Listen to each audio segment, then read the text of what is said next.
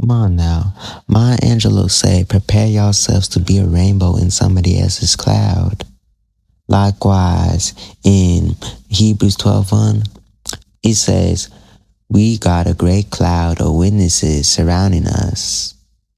You see, because not everybody is a cloud. Some people's is a rainbow. Some people's is special like that, and they really a blessing. They really a promise. A promise. That's the word that's coming to me. A promise in people's lives. You feel me? So this song was based off this African American song, which goes like this. God put a rainbow in the cloud. Rainbow in the sky, Father. God put a rainbow in the cloud. When it looks like the sun won't shine anymore. God put a rainbow in the cloud. And I think this song is really like just a call for people to be symbols of God's ordinance, of God's loyalty, of God's faithfulness. You know, be a blessing in people's lives, because, you know, like life sometimes is full up of dark and cloudy skies. You don't even know if you go and see, you know, get that vitamin D, but you know that somebody else's light is up there shining, you know? God put a rainbow in the sky. Be a rainbow in somebody's cloud. Be a rainbow in somebody else's cloud. And another aspect of this message is actually, now we know that the cloud of witnesses, right? This is the assembly of ancestors, multiple spirits, you know, advocating for us. But there's more, because when we talk about rainbows specifically, this has to do with liberation too. When we talk about these promises, what is it really? When you step into any place in life, you always have to bring everyone who was ever kind to you, even those who are long dead but still present, right? Well, in the voodoo tradition, we got this lwa, this spirit called ayida wedo, which is a rainbow snake. And then we got Dambala, who basically represents kind of like the water. So in voodoo, Ayida Wedo, can't be without her husband, who is Dambala. And anyways, Ayida Wedo is visualized as this ladder or bridge between the world and heaven, where God and other folks is at, you know. So as a rainbow interacts with the water, it creates this ladder or bridge that basically lifts up the sky or our spirits in the atmosphere, you feel me? So when you a rainbow for someone, you basically create this same miracle where you uplift people and help people climb out of their pits. Whatever bad thing they're going through, you know, you helping them. And St. Patrick, you know, he was one of these people. In fact, you know, in voodoo, he's usually synchronized, or he's usually the image that is associated with Ayida Wedo. So you see me, so St. Patrick, he was a slave, and he was also an advocate for the slaves.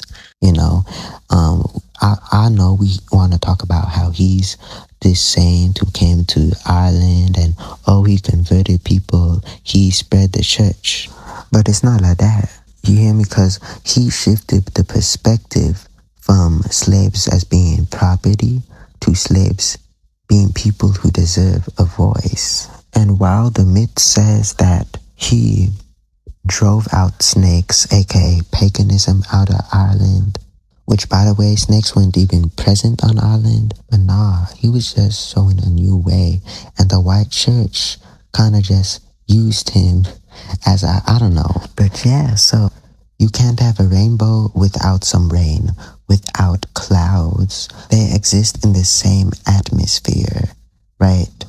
So even in the bad times, the hard, challenging, overwhelming times, that's the exact same atmosphere where we find good things like rainbows, and God in the Bible always appears in a thick cloud, right? Right, so the bad times are the exact same atmosphere needed for our ancestors, for our witnesses to appear and show us the way out, appear and show us the way through. Like we's in that same cloud, we's in that same collective in heaven. And we's bout to be ancestors. We kinda is already making those steps for the next generation and for humankind. We're always going to experience these different weather elements in our lives. But we are also called to be liberators, to be people who fight for the good, to be people who uplift others and keep marching on as rainbows. So yeah, I'm like, hey, period. And in the beginning of this devotional, I said not everybody's a cloud, but now I'm like, everybody's a part of the cloud. But as we interact with the light, as we interact with the divine, we become central parts, central people who are part of these larger concepts, just like how St. Patrick was part of ayida, wedo, right? That spirit. And we might have different names for these stuff in different religions. We got orishas and stuff.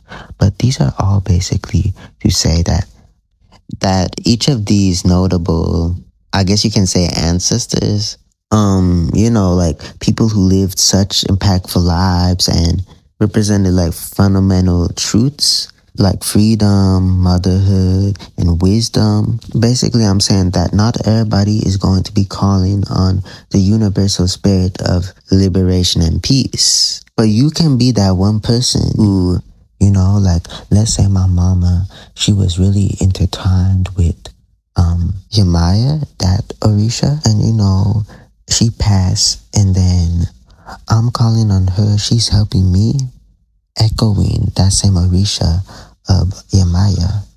You know what I'm saying? In Afro-diasporic worldview, the line between God and human is actually a ladder. Now, I'm gonna let y'all meditate on that. And my bad, y'all, that this video was really unorganized, and I kind of had to re-record some parts in the morning cause my grandmama was snoring loud. And we're going to close this off with this song. God put a rainbow in the cloud. Oh, God put a rainbow in the clouds. When it looks like the sun wouldn't shine anymore, God put a rainbow. God put a rainbow. When it looks like the sun going shine on down, God put a rainbow in the clouds.